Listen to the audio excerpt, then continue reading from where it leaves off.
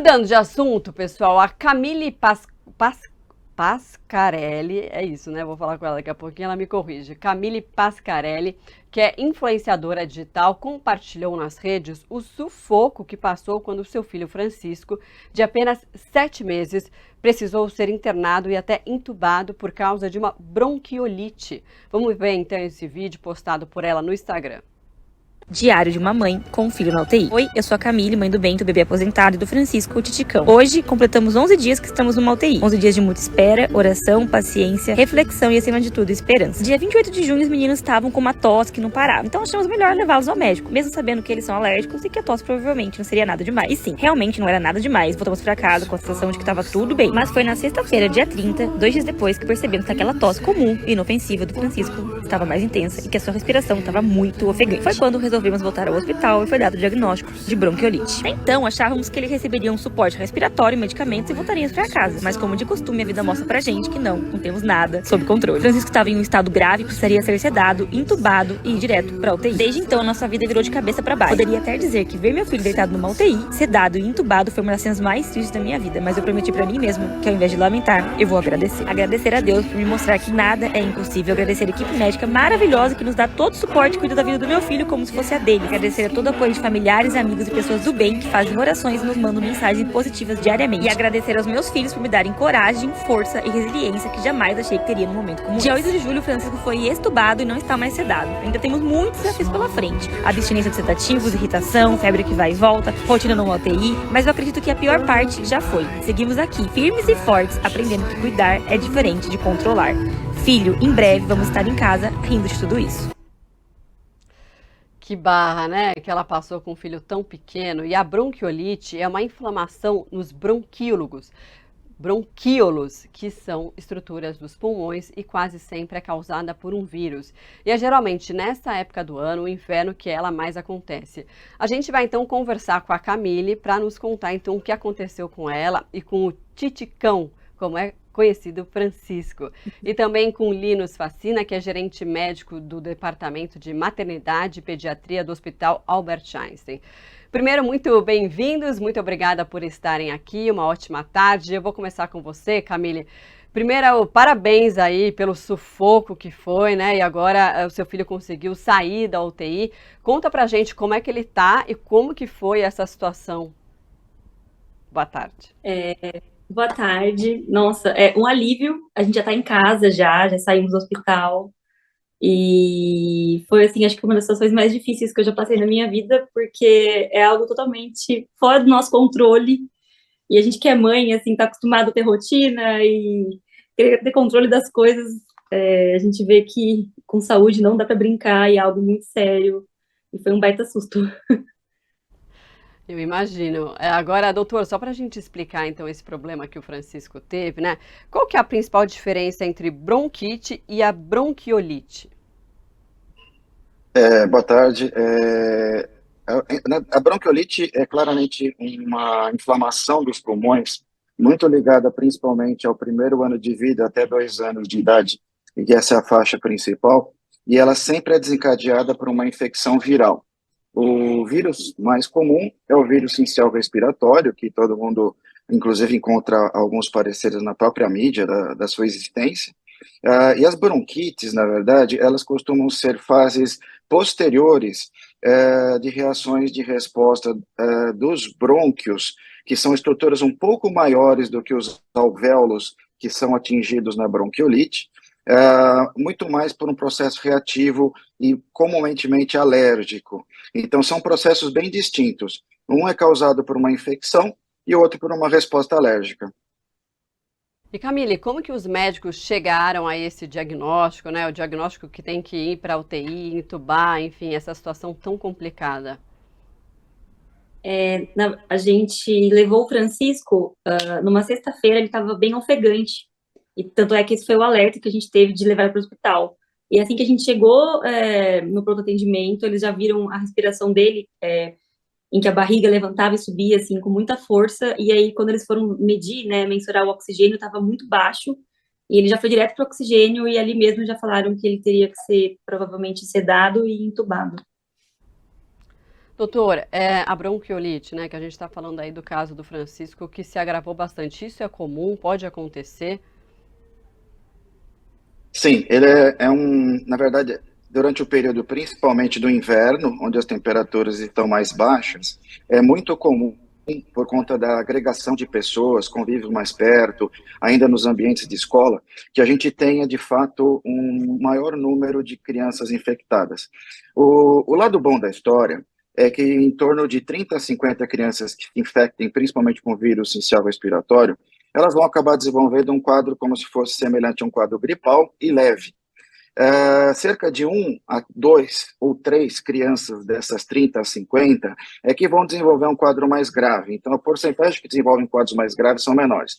E nisto, a gente depende muito da atenção dos pais, para que justamente fique atento aos seus filhos, para justamente identificar se ele é aquele que está indo nesta exceção de gravidade, né?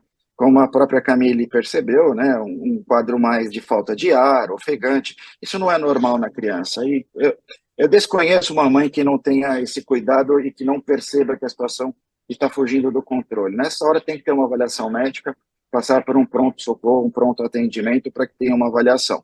Porque a primeira manifestação da bronquiolite aparece exatamente com a falta de ar e, na sequência, começa a faltar o oxigênio. Doutor, mas quais são os primeiros sinais? E quando que esse quadro pode evoluir para um caso mais grave, que a criança tenha que ser internada? Normalmente, os primeiros sintomas e sinais são muito semelhantes a um quadro gripal.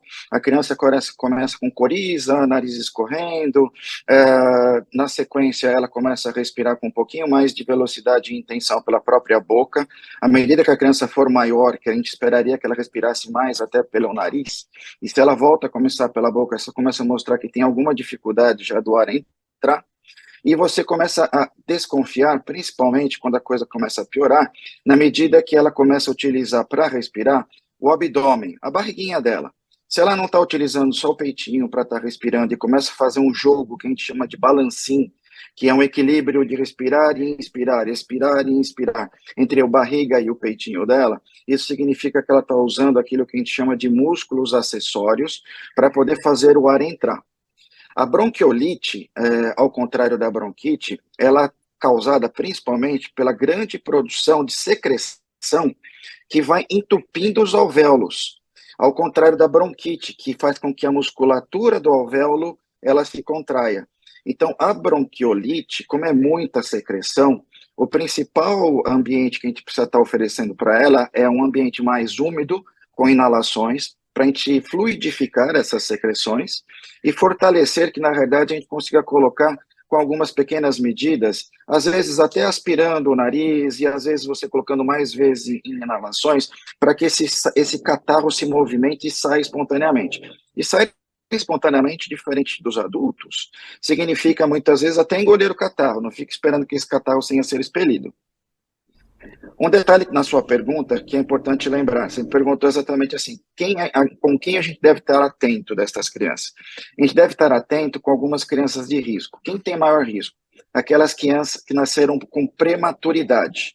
Os prematuros têm maior chance de desenvolver bronquiolite. E os prematuros que desenvolvem quadros de doenças pulmonares crônicas por ter exposição a mais tempo a suporte de oxigênio durante a sua prematuridade, em UTIs neonatais, eles também acabam tendo maior risco. E as crianças com doenças cardíacas congênitas também podem ter um risco maior. Isso nos leva a um ambiente de maior controle desta faixa etária, principalmente. Camille, o seu filho tem, né, alguma dessas características que o doutor citou, e você falou em relação aos sintomas que ele sentiu falta de ar e aí que você foi atrás. Mas quais foram os sintomas iniciais? Esses características que ele falou, ele não tem, ele já tem muitos quadros alérgicos, então assim, desde que ele nasceu ele tem essa predisposição, eu diria. Então assim, ele tá sempre usando bombinha, a gente tá sempre passando no médico, mas isso que o doutor falou ele não tem. E, assim, o primeiro sinal, na verdade, o que pra gente já é comum ir no hospital quando ele tem tosse. Então, ele tava com tosse e a gente foi. Numa quarta-feira, ele não tinha nada, não tinha inchado no peito, nem nada. E a gente voltou para casa tranquilo. Ele não tava com falta de ar na quarta-feira. E foi coisa de literalmente 48 horas, ele mudou o quadro completamente. Então, eu até acho que quando a gente foi no hospital na quarta, ele não tinha ainda, talvez, a bronquiolite. Você me corrija se eu estiver errado, doutor, mas não sei se dá tempo de pegar tão rápido assim. Mas eu acho que foi coisa entre quarta e sexta que ele pegou. A gente estava até tranquilo, a gente foi para o hospital, na quarta, então, assim, deve ser alguma coisa alérgica. Mas a respiração ofegante foi o que mais chamou minha atenção, porque eu nunca tinha visto ele assim. Bom, e doutor, o tratamento, você citou a falar aqui algumas atitudes que dá para tomar, mas o tratamento ele é relativamente simples?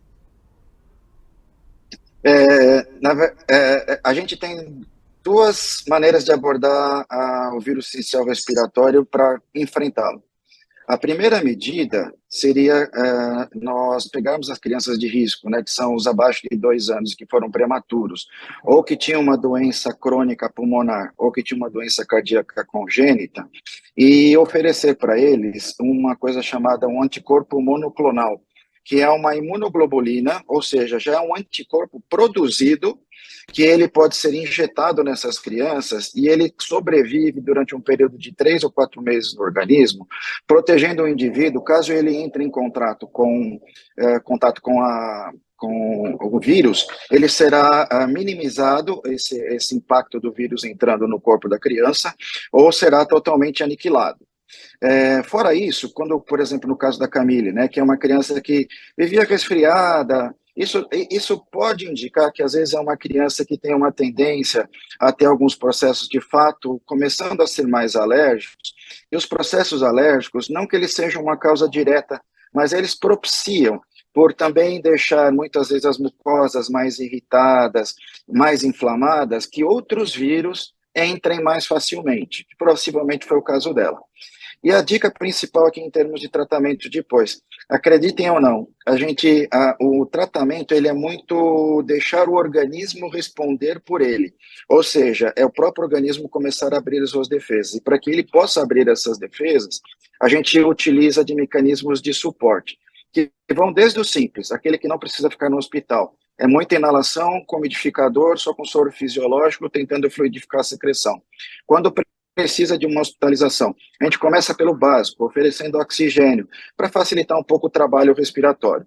Depois do oxigênio, a gente começa a oferecer oxigênio de maneiras um pouquinho mais, que a gente chama seguras e invasivas, colocando máscaras, colocando inclusive o CPAP nasal, que da reportagem anterior que a gente tem para crianças também, colocando alguns catéteres de alto fluxo, antes de entubar.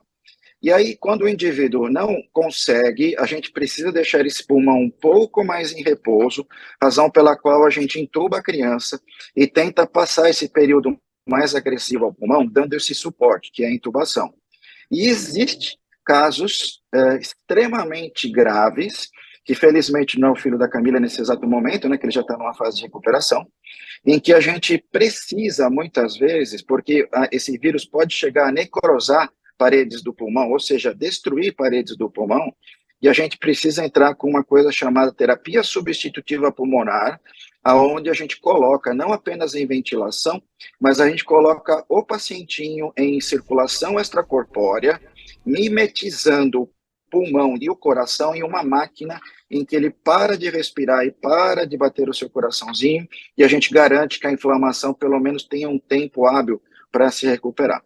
Então, assim, a gente vai desde os casos mais comuns, que são os mais leves, então também para não deixar o desespero com todas as mães, apenas um sinal de alerta, né? A gente está trabalhando com uma porcentagem muito pequena de gravidade, senão a gente também estaria com as nossas unidades bastante lotadas, e ficam de fato, mas a maioria volta para casa, e alguns poucos de fato precisam ficar no hospital. E lembrando, mais uma vez, existe o palivizumab, que é um anticorpo monoclonal para os prematuros, doenças pulmonares crônicas e cardiopatias congênitas até 2 anos de idade, inclusive com direito, através de portarias pelo Ministério da Saúde, nestas situações específicas, que podem ser obtidos através de alguns procedimentos relativamente simples, mesmo no Sistema Único de Saúde. Perfeito, muito obrigada, Camille, boa sorte. Como é que tá o Francisco agora? Ele tá maravilhoso. Ah, que Parece bom. que nem passou por uma internação. Ele tá ótimo. É muito Que rápido a ótimo. recuperação. Que assim seja, né? A gente conversou com a influenciadora Camille Pasquarelli, que é a mãe do Francisco, e também com o Dr. Linus Facina, do Hospital Albert Einstein. Obrigada aos dois e até uma próxima. Obrigado a vocês.